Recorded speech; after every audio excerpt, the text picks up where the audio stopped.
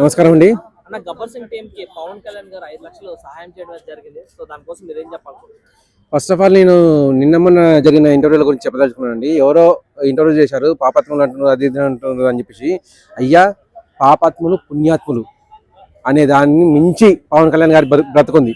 ఆ మాట గుర్తుపెట్టుకోండి. ఇప్పుడు పవన్ కళ్యాణ్ గారి టీంలో రమేష్ గారు జరిగిందని చెప్పేసి ఏది జరిగినా నేనుంటాను, నా వైపు నుంచి వచ్చేస్తుందని చెప్పి ఆయన అన్నారంటే అది ఆయన వ్యక్తిత్వం అనేది.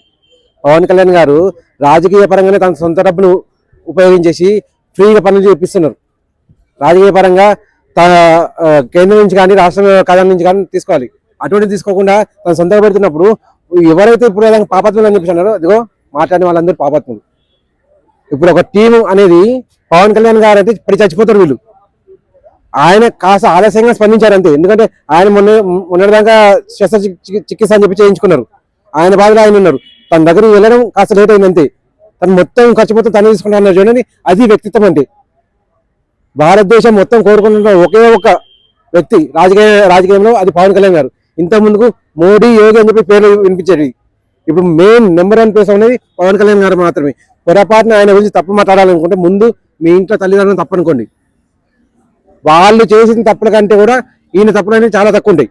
ఇది నేను చెప్పదలుచుకుంటున్నాను.